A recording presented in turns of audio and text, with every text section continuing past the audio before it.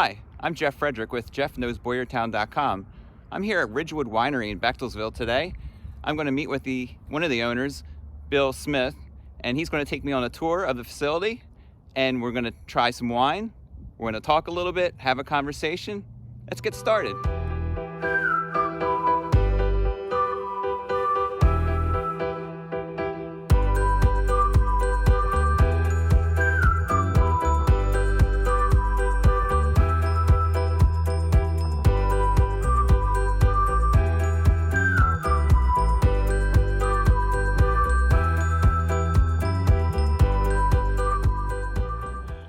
Welcome to Ridgewood Winery in Bechtelsville, Berks County, Pennsylvania.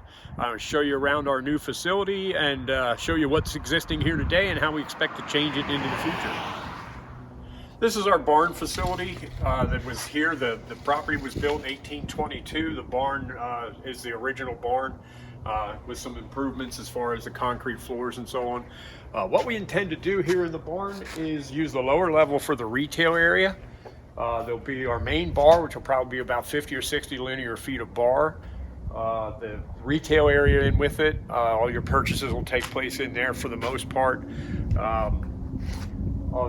To my right is our manufacturing, what'll be our manufacturing building. That used to be the old carriage house in the good old days.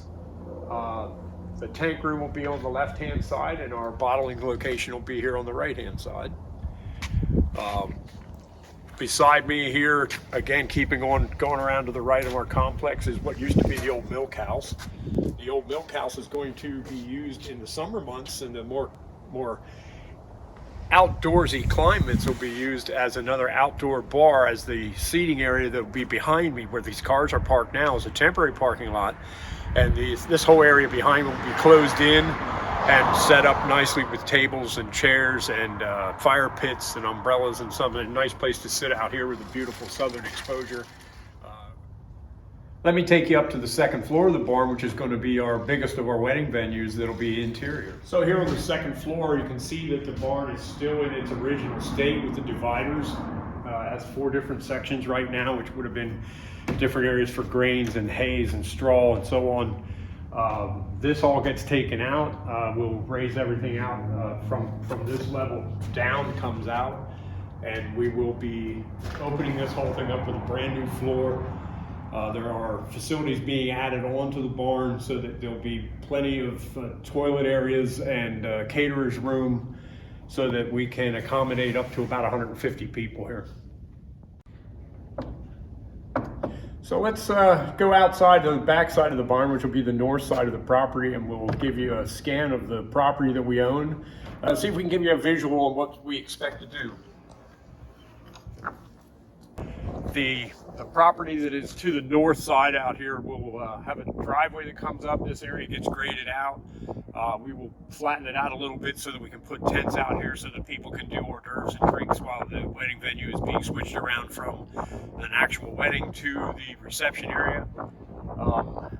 Off in the distance up to the top of the hill, we expect to put in a pavilion that will hold about 250 people.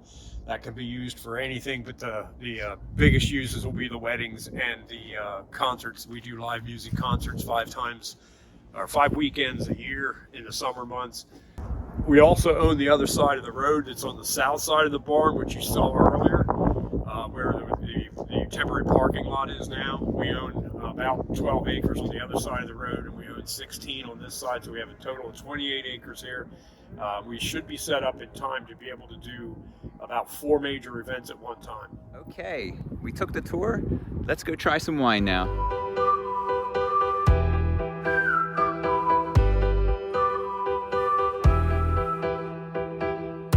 Okay, I'm here at Ridgewood Winery in Bechtelsville, Pennsylvania, and I'm here with the owner, Bill, and he's been gracious enough to let me try a couple of his wines.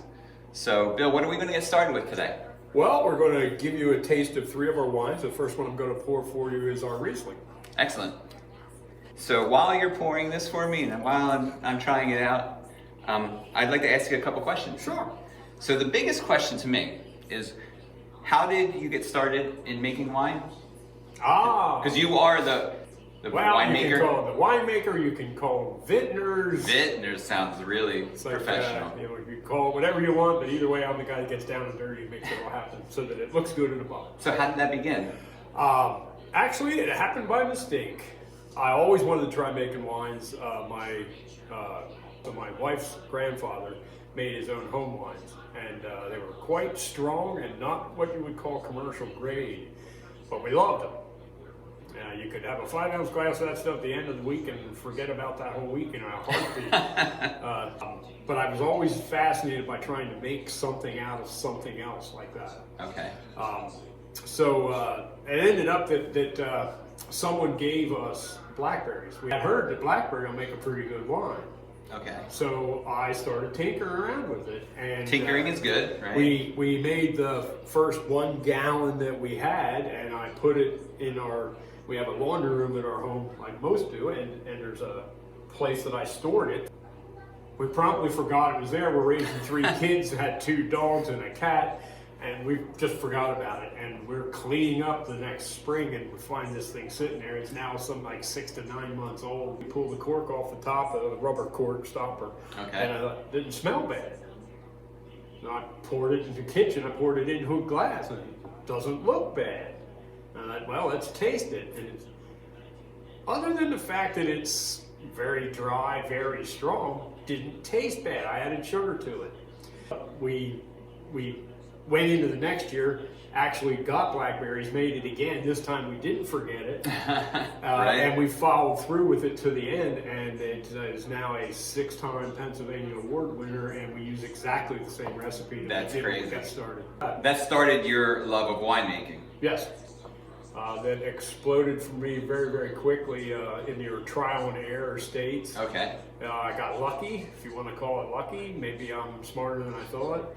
But either way, I had very few errors and an awful lot of trials with an awful lot of different types of things.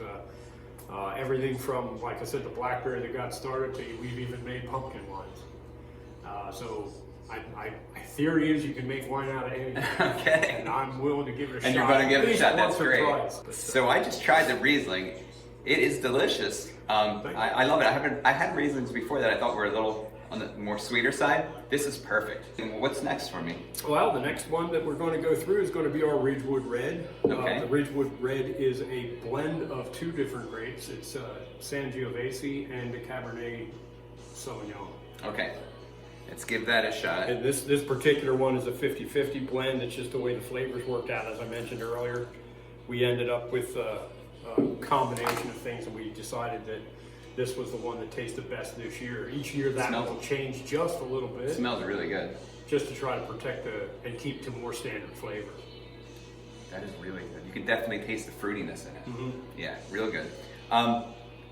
So you went. How did you go from just being a hobby to a business?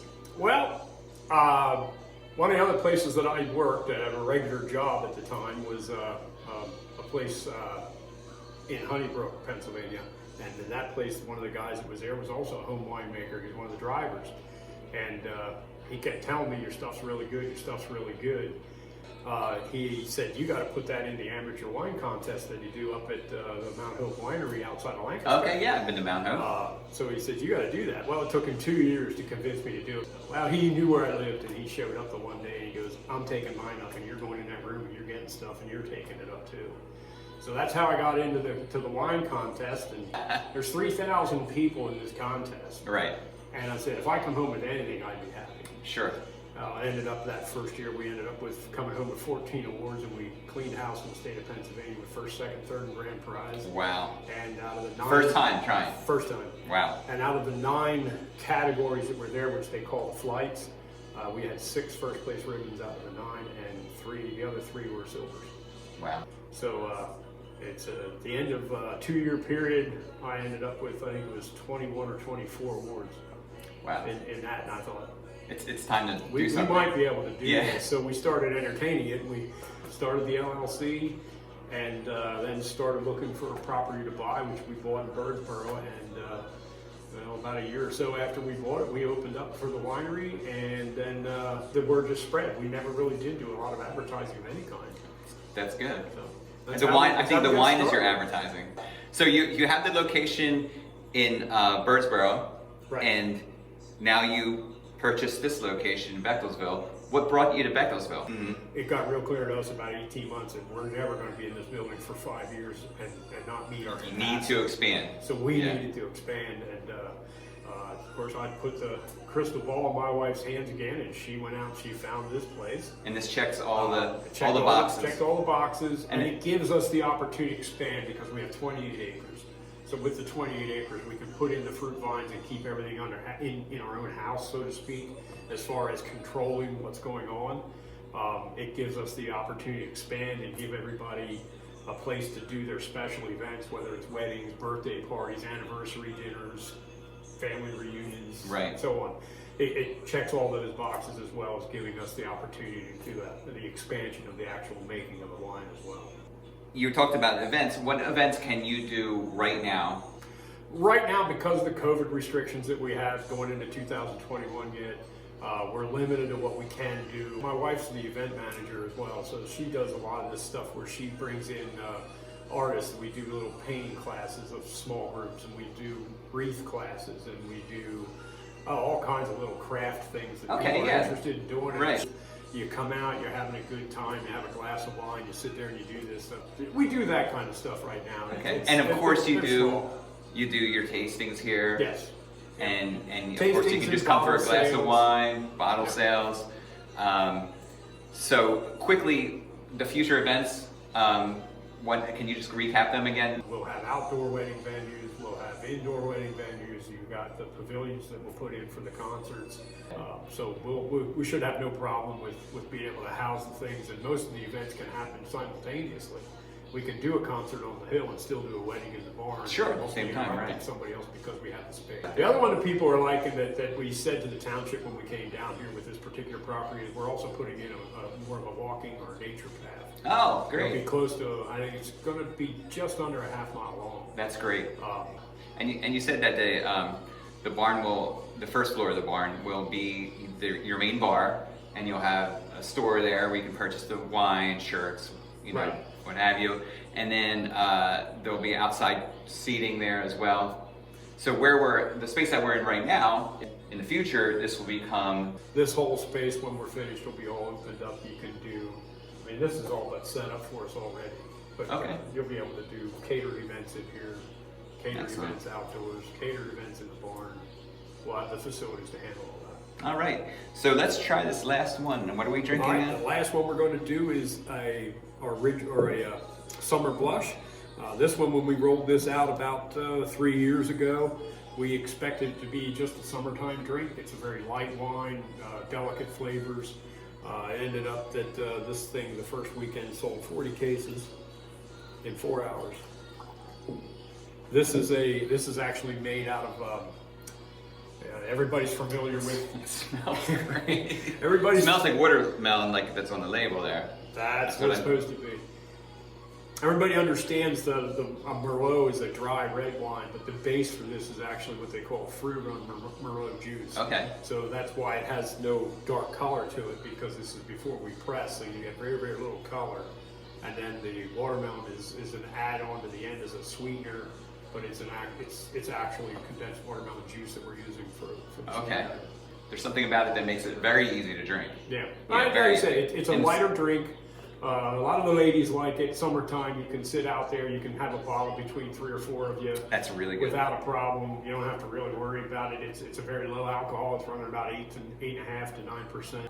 Bill, we learned a bit about you and Tracy's winery here, and now we want to learn a little bit about you. Let's get personal. All right. First of all, what's your favorite wine? So I like Cabernet Franc as my go-to red wine. All right. If you look at it and say, hey, let's open it up to the whole world.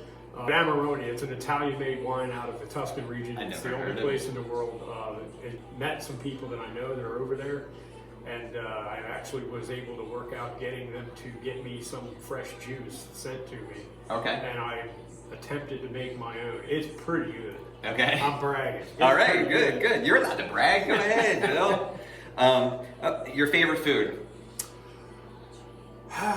Favorite food? Yeah, like it can I'll tell you what. it can be pizza. Everybody's favorite is pizza, right? I actually really do like chili. I used to eat chili as hot as I could possibly get. But chili's like a wine where each chili is a little bit You different. can make it everyone to Yeah. be a little bit different. But if I had my choice, I would say, yeah, I would do chili. But I like I that. wouldn't say that it's the only of the favorites. I can eat an awful lot of stuff. It's true.